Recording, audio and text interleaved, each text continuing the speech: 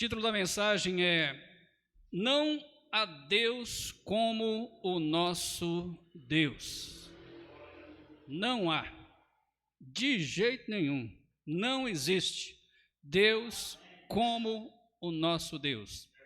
Aliás, fora de Deus, não há Deus, né? Então, Ele é o único.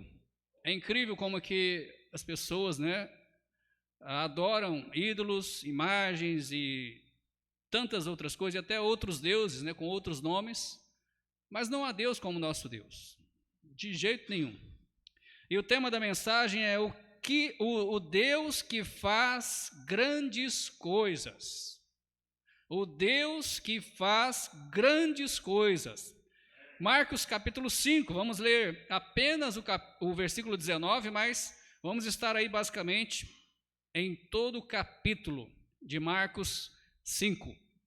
Versículo 19 nos diz o seguinte: Jesus, porém, não lhe permitiu, mas disse-lhe: vai para a tua casa, para os teus, e anuncia-lhes quão grandes coisas o Senhor te fez, e como teve misericórdia de ti.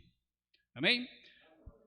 Oremos. Pai, mais uma vez pedimos pela mensagem, que eu possa estar usando, Pai, esse miserável pecador, para a honra e glória do seu nome. Sabemos que o verdadeiro pregador é o Senhor, é o Espírito Santo que atua, que fala através de nós e também ao mesmo tempo toca nos corações, corrigindo, animando e fazendo realmente a obra necessária em cada coração e de acordo com o que cada um necessita. Pai, por isso nós te louvamos e sabemos realmente que a mensagem terá o seu proveito, porque é a mensagem do Senhor. Em nome de Cristo, oramos agradecidos por tudo. Amém. Os irmãos podem se assentar.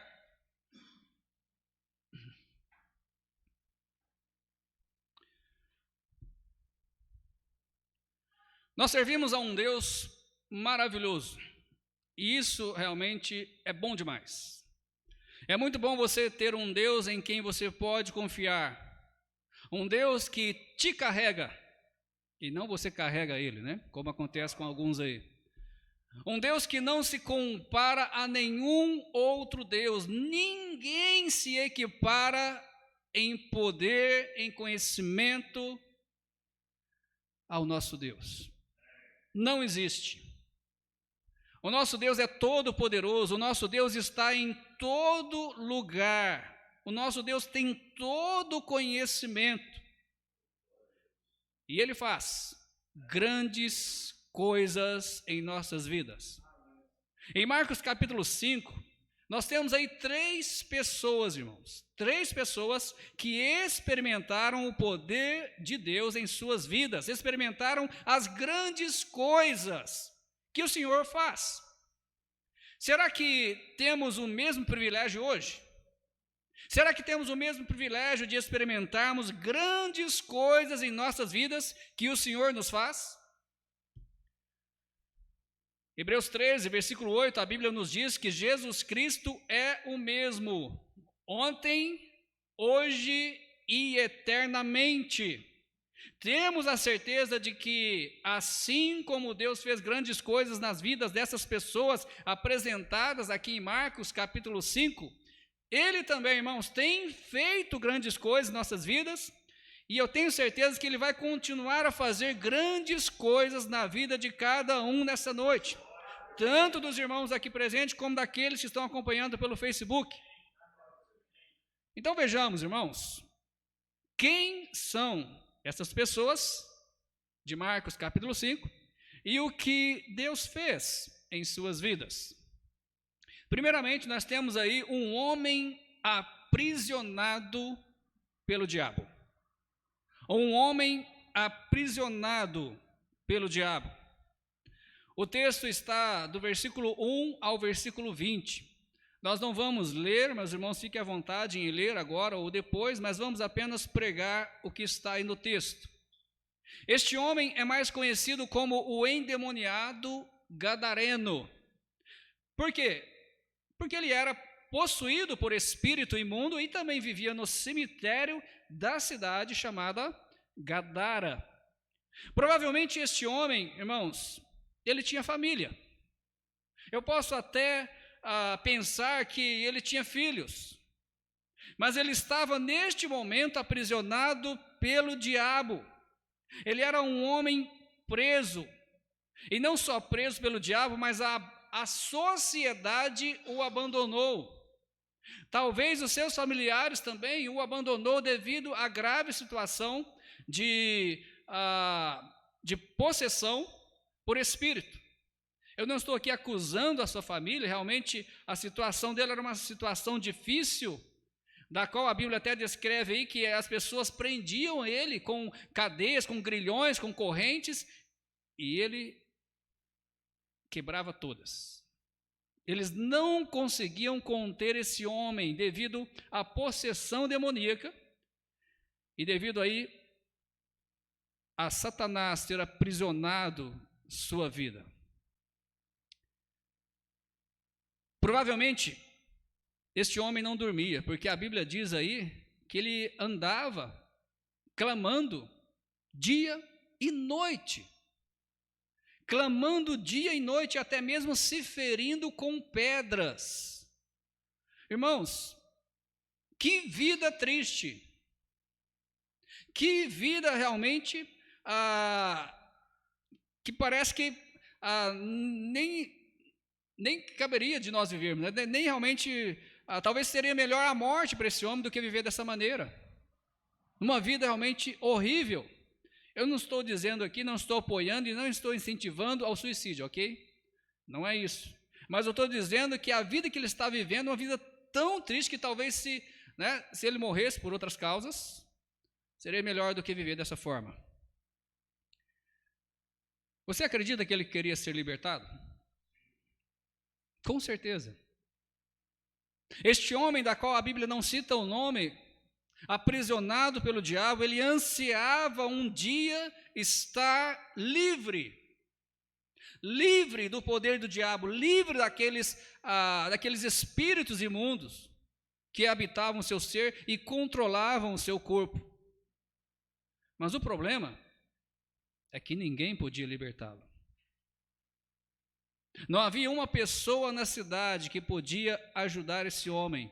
E como nós já falamos, a sociedade o abandonou.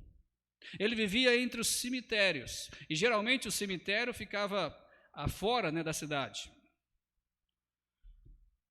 Mas um dia, irmãos, Jesus chegou àquela cidade. E quando aquele homem, mesmo possuído por vários demônios, ele viu a Jesus, ele correu ao encontro de Jesus, ele se prostrou e adorou o Senhor dos senhores. Mesmo possuído por demônios, ele ansiava por alguém que pudesse libertá-lo. Apesar deste homem ter, no mínimo, 6.000 demônios no seu corpo. Pastor, por que 6.000 demônios? Porque Jesus pergunta o nome desses demônios e ele diz legião. E legião, no mínimo, o exército romano, no mínimo, a legião de soldados é 6.000 soldados. Então, no mínimo, tinha 6.000 demônios dentro daquele homem. Um já é difícil, para quem teve. Graças a Deus eu nunca tive e nunca vou ter. Porque estou salvo, o Espírito Santo habita no meu ser. É impossível um demônio vir, tirar o Espírito Santo e se apossar do meu corpo. Mas talvez para alguém que teve essa experiência, sabe o quão horrível é um demônio. Imagina 6.000 demônios. Tanto é que ninguém segurava esse homem. As cadeias, correntes, nada segurava. Mas o Senhor Jesus, quando ele chegou, aquele homem com todos esses demônios, com toda a sua braveza, com toda a sua força, ele foi e se prostrou ao Rei dos Reis, aquele que é poderoso, o Criador de todas as coisas. Mesmo tendo 6.000 demônios, o Senhor Jesus liberta este homem das garras do diabo, expulsando todos os demônios. Todos os demônios. Mas além de libertá-lo das garras do diabo, Jesus o comissiona a ir até a sua família e a falar quão grandes coisas o Senhor fez em sua vida. Conforme o versículo 19 e 20, este homem, ele queria ir com Jesus. Quando Jesus aqui, ele libertou este homem, lembrando aí do acontecimento, né? Os demônios, eles não querem voltar para o seu lugar de origem, eles pedem, olha, deixa nós irmos para aquela manada de porcos. E Jesus deixa, eles vão para a manada de porcos, os porcos se jogam no precipício e se matam. Imagina, eu fico imaginando, um homem suportou 6.000 demônios, mas os porcos não. Aí a gente pergunta, de repente, quem é mais inteligente, né? Eu estou dizendo na seguinte forma essas palavras. Muitas pessoas são realmente aprisionadas pelo diabo. Muitos até têm a possessão demoníaca. Mas quando você chega com o Evangelho, quando você chega com Cristo, olha, Jesus quer te salvar, Jesus quer te libertar, essas pessoas não aceitam. Preferem ficar com o demônio no corpo, né? Vamos dizer assim. Aqueles porcos, de jeito nenhum. Prefiro morrer ao ficar com o demônio no corpo. E todos se jogaram no precipício. Só que o problema é que os donos dos porcos não gostou, né? E aí eles foram, né, avisar na cidade o que aconteceu, vieram, encheram de pessoas ali, vendo o que estava acontecendo. E olha que interessante, irmãos, a visão humana. A visão humana, até hoje a visão humana é da mesma forma. Eles preferem olhar as coisas, eles preferem olhar os gastos, eles preferem olhar o que foi perdido, mas não olham o que foi salvo, principalmente uma vida humana foi salva. E eles se preocuparam mais com aqueles porcos que se jogaram no precipício do que com uma vida humana que foi salva. E quando eles chegaram, ele estava ali sentadinho, quietinho, aos pés do Senhor Jesus. Mas eles chegaram, opa, vai embora, Jesus. Dá um jeito de sair daqui, a gente não quer você aqui não. Embora este ex-endemoniado agora queria, olha, deixa eu seguir o Senhor, deixa eu ir junto com o Senhor. Os habitantes de Gadara, vai embora, nós não queremos você aqui.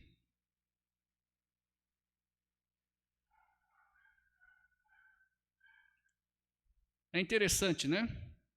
Irmãos, quão grandes coisas Deus tem feito por nós. A questão é, o que você tem falado? Este homem, conforme diz aí o texto, ele anunciou, né, a Jesus Cristo, principalmente o que Jesus fez na sua vida ali na região de Decápolis. Na realidade, ele anunciou as grandes coisas que Deus fez na sua vida, conforme Jesus falou para ele fazer, aos seus, porque ali Gadara ficava na região de Decápolis. Existem outras cidades ali, né? Mas ele anunciou ali.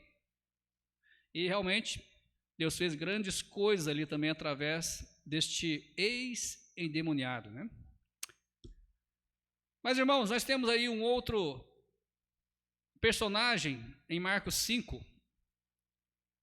Temos, em segundo lugar, um pai desesperado. Quantos aqui são pais? Levanta a mão. Temos aqui um pai desesperado. E eu vou explicar por quê. O texto agora está do versículo 22 ao versículo 24. Como eu já fiz no primeiro ponto, nós não vamos ler o texto, mas vamos pregar o que está aí. Você fica à vontade em ler o texto. Aqui nós temos Jairo. Jairo é um pai desesperado. Um homem que era líder da sinagoga. Para quem não sabe, a sinagoga era o lugar de oração e instrução dos judeus. Até mesmo se instruíam crianças ali também. Também havia adorações a Deus, mas não se fazia ali sacrifícios. Jairo, então, como líder ele era instruído na lei, e até mesmo instruído na interpretação da lei, porque ele liderava as reuniões de oração e até mesmo as reuniões de instrução. E até mesmo muitas vezes comissionava, né, outros para também serem líderes. Mas agora, este homem que era líder da sinagoga, um religioso respeitado na cidade, provavelmente, ele se encontra numa situação de desespero. Uma situação onde a sua filha, de 12 anos, ela está gravemente enferma. Por que eu digo gravemente enferma? Porque ele saiu desesperado para a rua procurando ajuda. E ele vai então até Jesus. Provavelmente ele já sabia de Jesus, ele já ouviu falar de Jesus. Sendo um líder da sinagoga, com certeza ele já ouviu falar de Jesus. Talvez não tão bom, sendo judeu e líder religioso, talvez não ouviu muitas boas coisas, porque infelizmente os judeus, os religiosos, tinham inveja de Jesus, e eu vou explicar mais daqui a pouco também outras coisas sobre isso. Mas ele vai até Jesus, e quando ele chega até Jesus, mesmo sendo um líder respeitado na cidade, ele faz como um endemoniado. Ele chega e se prostra a Jesus, se prostra aos seus pés, pedindo ajuda. Ele está desesperado. Se coloque na pele. Sendo você pai ou mãe, se coloque na pele desse homem. A sua filha está em sua casa, está gravemente enferma, de forma que os médicos da época talvez desenganaram, ninguém pôde fazer nada por ela. E este homem vai até Jesus procurando ajuda. Vamos lembrar então que os líderes judeus não reconheciam Jesus como um profeta ou alguém vindo de Deus, mas o julgavam como um charlatão, um falso profeta. É isso que os judeus, os religiosos da época, achavam sobre Jesus, a maioria deles, né? Por isso, para Jairo chegar até Jesus pedindo ajuda, irmãos, um líder judeu, um líder da sinagoga, para chegar até Jesus pedindo ajuda, precisava ter muita coragem e precisava também estar desesperado. E precisava ter muita fé. Pois com certeza ele iria enfrentar muita perseguição dos outros judeus. Talvez a sua liderança cairia muito mediante aqueles que frequentavam a sinagoga da onde ele era líder, porque ele procurou aquele falso profeta. Jesus então, vendo aquela situação, aquele homem, aquele pai desesperado, Jesus se prontifica a ajudar. E quando então eles estão indo para a casa de Jairo, né? Eles estão a caminho da casa de Jairo, aí nós encontramos aí o terceiro personagem deste capítulo. Encontramos uma mulher com uma doença incurável. Uma mulher com uma doença incurável, porque a Bíblia diz aí claramente que ela procurou ajuda e não encontrou. O texto é agora do versículo 25 até o 34 desta mulher, com essa doença incurável. Aqui nós temos uma mulher que há 12 anos, não é 12 dias, não são 12 meses, mas são 12 anos lutando contra uma doença terrível. Por que terrível, pastor? Porque era um sangramento contínuo. Explicando um pouco melhor, não sei se os irmãos vão entender, mas de mês em mês, geralmente as mulheres sangram. Né? Eu esqueci agora, tem a menstruação, né? Ok? O caso dessa mulher era contínuo. Não era um dia, 2 dias, 3 dias, como é o comum, né, da mulher, mas era contínuo. Irmãos, além do problema de estar perdendo sangue, você sabe que resulta você perder sangue, né? Anemia e outras coisas mais. Além deste problema, imagina também o mau cheiro, porque sempre estava sangrando. 12 anos, irmãos. E a Bíblia dizia que ela já consultou com muitos médicos, ela já usou vários tipos de remédios, ela já gastou muito dinheiro, basicamente gastou tudo o que ela tinha para poder ser curada desse terrível mal, dessa terrível enfermidade, mas não houve melhora de forma alguma, ao contrário, sempre piorando. Médico após médico, remédio após remédio, e sempre piorando. Sempre indo de mal a pior. Essa mulher estava a ponto de quase perder a esperança. Ela chegou ao ponto de quase perder a esperança. Por que quase? Porque ela ainda tinha uma última esperança. Não sei se era a última, né? Mas tinha mais uma esperança. Porque ela ouviu falar de Jesus. Conforme o versículo 25 ao 27 de Marcos, capítulo 5. Ela ouviu falar de Jesus. Ela ouviu falar dos milagres de Jesus. Ela ouviu da mensagem que Jesus proferia, né, às pessoas que o seguiam. E ela foi aonde Jesus estava passando. Ela procurou Jesus. Embora havia muita gente andando com Jesus, se você ler aí no texto de Marcos 5, havia muita gente andando com Jesus, uma multidão realmente apertando Jesus de forma que ele quase não conseguia se movimentar direito. Esta mulher creu. Ela creu de tal forma no poder de Jesus Cristo, que ela pensou, olha, se eu apenas tocar nas suas vestes, na sua roupa, eu vou ser curada. Talvez ela pensou isso pela dificuldade de chegar até Jesus, porque era uma multidão. Você já viu quando chega alguém, né, bem conhecido, né? Vamos, por exemplo, o presidente, né, do Brasil, chega nos lugares, é uma multidão, você não consegue chegar perto do homem. Não é verdade? Não é difícil? Era assim com Jesus. Só o pastor quando vai a Brasília, né?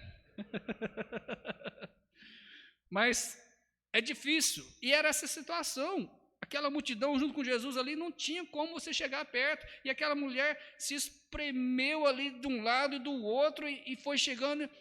E ela queria só tocar. Ela sabia que não iria conseguir chamar atenção, ela sabia que não ia conseguir conversar com Jesus, mas ela acreditava que só tocar na roupa dele, num pedacinho da roupa, ela iria ser curada. Imagina que fé. Imagina como que essa mulher confiava no poder de Jesus Cristo, confiava não só no próprio Jesus que estava ali, mas no que ela ouviu sobre este homem. O que as pessoas disseram, ou a ela, ou em algum lugar, e ela ouviu sobre esse Jesus. Ela creu na palavra que ela ouviu. Ela teve uma fé grande, mas também a sua fé foi movida pelas obras.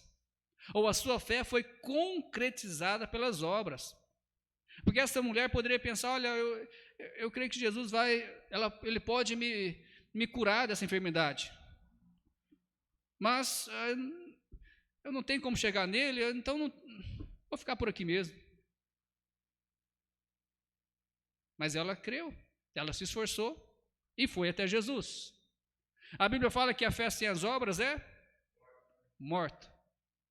Por que eu digo isso? Porque muitas pessoas hoje acreditam que Jesus é o Filho de Deus, acreditam que Jesus veio para salvar a humanidade, acreditam que Jesus morreu em nosso lugar, mas nunca foram até Jesus, como essa mulher foi.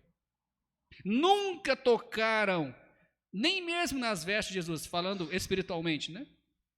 Porque eles preferem crer, preferem acreditar, preferem confiar mais na sua religião, nas suas obras, na sua tradição que recebeu de seus pais, do que confiar no único que pode salvar. Mas essa mulher, ela ouviu falar de Jesus, ela ouviu das coisas que Jesus fazia, e ela foi: eu vou tocar em Jesus, pelo menos na sua roupa, e eu vou ser curada. Um fato interessante, irmãos, preste atenção nisso. Um fato interessante para se notar aqui é que havia muitas pessoas perto de Jesus, uma multidão perto de Jesus, várias pessoas encostando em Jesus, naquele, né, tumulto, andando, encostando, várias pessoas encostando em Jesus, e não só nas vestes, né, mas no próprio Jesus. Contudo, irmãos, uma só pessoa recebeu a cura de sua enfermidade. Uma só pessoa foi abençoada por Jesus, porque tocou só nas roupas de Jesus. Já foi suficiente, tocou com fé. Por que eu fiz questão de enfatizar este fato interessante, conforme está aí no versículo 30 ao versículo 34 de Marcos 5? Porque, infelizmente, hoje muitas pessoas estão dentro de igrejas, e muitas igrejas cheias de pessoas, mas pelo motivo errado. Pelo motivo errado. A gente sabe que muitos que seguiam Jesus, baseado em outros textos, seguiam ele porque sempre tinha comida. Sempre havia aí multiplicação dos pães e peixes. Opa, vou ficar perto desse homem, não vou ficar com fome não. Outros também seguiam a Jesus só porque, vixe, esse homem faz coisa interessante, milagre, maravilhas, eu vou ficar perto dele, eu quero ver essas coisas sensacionais que ele faz. E outras coisas mais que seguiam Jesus, mas não pelo motivo certo.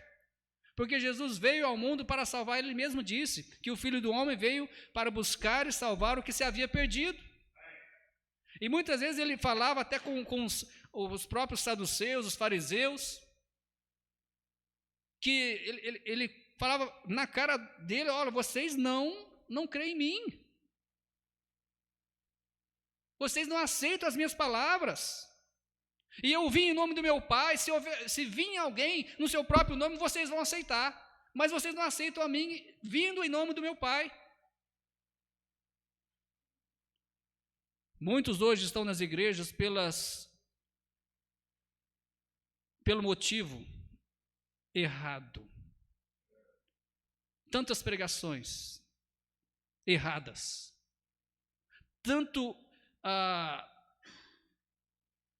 Tantas coisas enfatizadas, mas coisas erradas em algumas igrejas.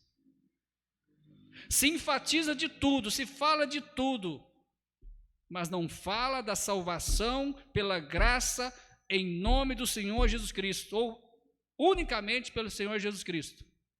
Não fala sobre os pecados, não fala que tem que se arrepender, não fala que estão indo para o inferno e precisam de Jesus para se salvar, mas fala sobre tantas outras coisas: prosperidade, curas, milagres. As pessoas vão para as igrejas, vai para a sua casa, para o trabalho, continuam as mesmas coisas, nada muda. E muitas dessas igrejas, como eu já disse, já no início, muitos caem endemoniados. Por quê? Porque não existe o Espírito Santo habitando neles. Porque se existisse o Espírito Santo, se essas pessoas fossem salvas, mesmo dentro das igrejas, elas não caíam endemoniadas. Porque o Espírito Santo não ia permitir isso. Da forma que nessa igreja, estou aqui há 14 anos, 14, né? Confirmar com a esposa. E eu nunca vi um endemoniado aqui dentro. Eu não sei porque eles não acham a nossa igreja animada, ou, né? Para vir presenciar no culto, né? Eles não gostam de participar do nosso culto. Também eu não fico chamando, não, como alguns pastores fazem, né? Porque o meu negócio aqui é anunciar as verdades, as maravilhas de Deus, e não exaltar o diabo. Essa mulher, ela estava no meio de tantas pessoas, mas ela estava com o propósito certo. Ela queria que Jesus curasse o seu corpo. Ela confiava em Jesus. Ali era uma situação diferente, nós entendemos, mas os outros, você não vê ninguém mais recebendo uma bênção ali. Ninguém mais sendo curado. E com certeza, talvez precisavam, mas estavam ali pelo motivo errado. Mas aí, irmãos, nós voltamos. O que aconteceu com o pai? Desesperado? O que aconteceu com Jairo? Ah, pastor, espera aí. O pai estava desesperado, aí Jesus vai, conversa com a mulher. Aliás, desculpa, deixa eu só terminar aqui, né? A mulher, ela foi curada, ela encontrou, né? Ela segurou nas vestes de Cristo, foi curada. Mas aí, esse tempo todo, imagina a situação de Jairo. Podemos imaginar aí Jairo no meio da multidão. Ele estava ali, irmãos. Imagina Jairo no meio da multidão, talvez tentando aí abrir espaço para Jesus, né? Oh, dá licença, eu preciso, dá licença, deixa Jesus passar, minha filha está doente. Estou imaginando, eu sei, a Bíblia não fala isso. Mas imagina a situação dele, ele estava desesperado, a sua filha doente. Quando ele saiu de casa, sua filha estava muito mal. Agora imagina, Jesus para. Ele com pressa de Jesus chegar lá, curar a filha dele, Jesus para. Porque alguém tocou a ele. Interessante, né? É um pouco, eu não sei, eu vejo um pouco de comédia, não sei se você vê também, mas Jesus para e fala, alguém me tocou. Espera aí, Senhor. Está todo mundo aqui tocando no Senhor. Eu acho um pouco de comédia nessa parte. Mas aí Jesus fala, né, mais claramente, alguém me tocou. Assim, em outras palavras, né, de uma forma diferente. Porque de mim saiu o poder.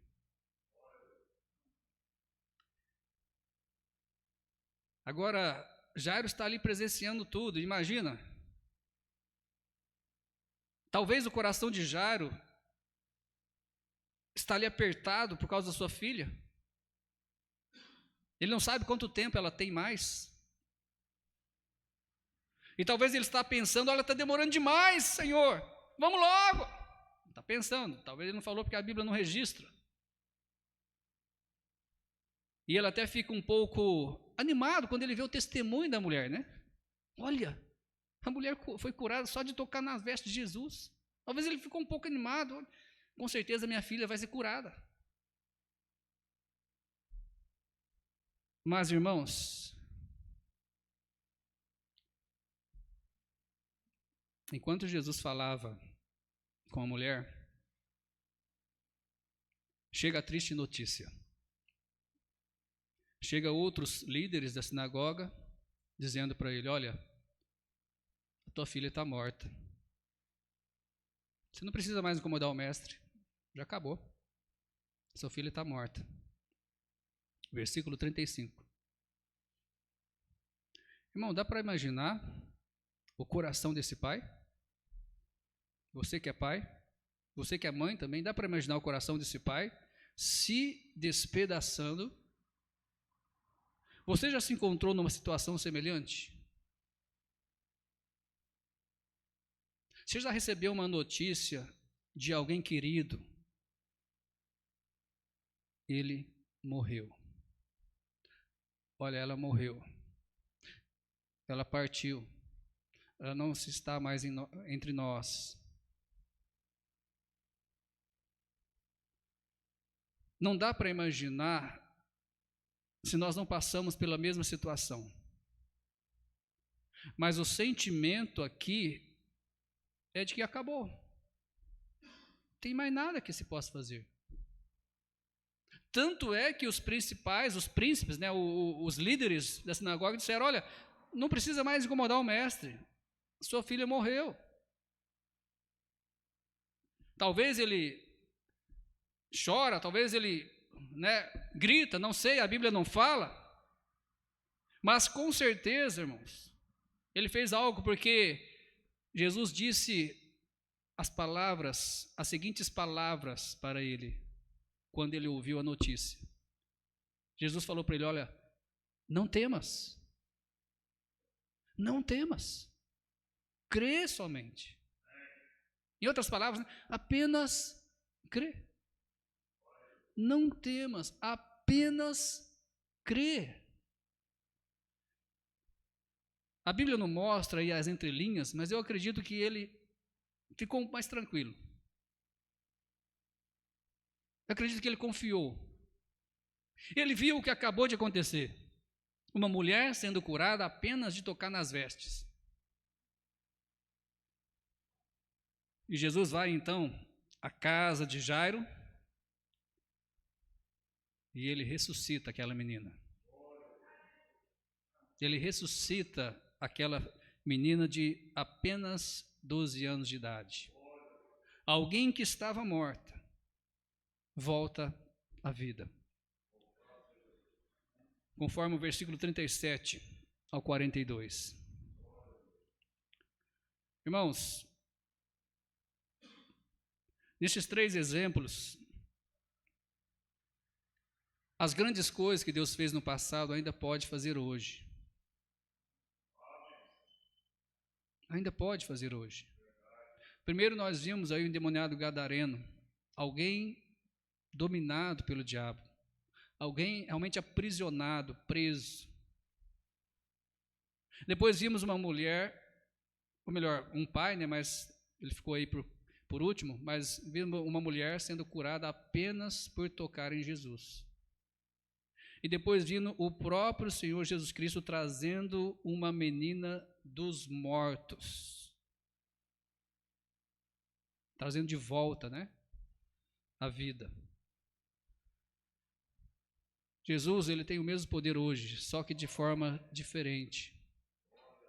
Hoje o mundo está aprisionado pelo diabo. A Bíblia diz que o diabo cega os entendimentos dos incrédulos, daqueles que ainda não são salvos, para que não resplandeça para eles a luz do Evangelho de Cristo. O que é o Evangelho de Cristo?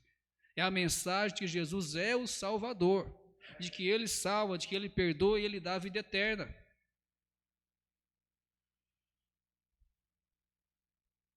E da mesma forma, nós temos uma doença terrível,